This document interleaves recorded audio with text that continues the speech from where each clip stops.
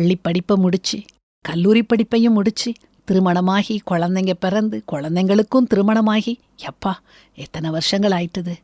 பள்ளி தோழியரோட நாங்கள் படித்த பள்ளிக்கு போனோம். பள்ளிக்குள்ளே நுழைஞ்சதுமே எங்கள் எல்லார் முகத்துலேயும் சந்தோஷ புன்னகை. பழைய வகுப்பறைகள், நாங்கள் ஏறி குதிச்ச கம்பி இல்லாத ஜன்னல்கள், விளையாட்டு மைதானம், அந்த பெரிய ஆலமரம், அதுக்கடியில் நாங்கள் உட்கார்ந்து சாப்பிட்ட தருணங்கள், மனசுக்குள்ள ஒரு பரவச உணர்வு. நாங்கள் ஒருத்தருக்கொருத்தர் சொல்லிக்கிட்டோம், அந்த காலம்தான் பசுமையான காலம், தங்க எழுத்துக்களால் பொறிக்கப்பட வேண்டிய காலம். கடந்த காலத்துக்கு சென்று மறுபடியும் நிகழ்காலத்துக்கு வந்து எல்லாரும் விடை பெற்றோம்.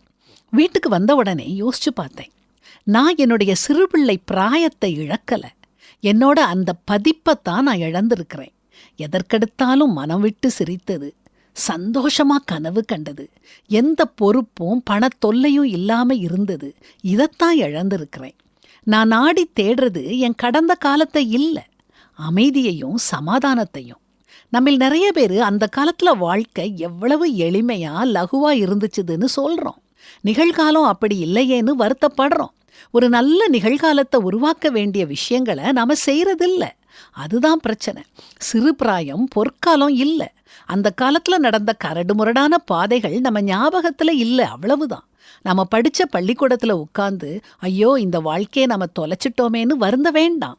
முன்னேறி செல்றது தான் வாழ்க்கை. நாம பிரயாணிகள், தொடர்ந்து பயணிக்கணும், நிறைய கத்துக்கணும், வளரணும்.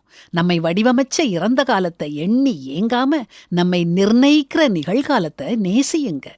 முந்தினவைகளை நினைக்க வேண்டாம், பூர்வமானவைகளை சிந்திக்க வேண்டாம். இதோ நான் புதிய காரியத்தை செய்கிறேன், இப்பொழுதே அது தோன்றும், நீங்கள் அதை அறியீர்களா? நான் வனாந்தரத்திலே வழியையும் அவாந்திர வெளியிலே ஆறுகளையும் உண்டாக்குவேன்னு ஆண்டவர் சொல்றாரு. ஆண்டவர் புதிய காரியத்தை செய்யறாரு. அமைதியை கடந்த காலத்துல தேடாதீங்க.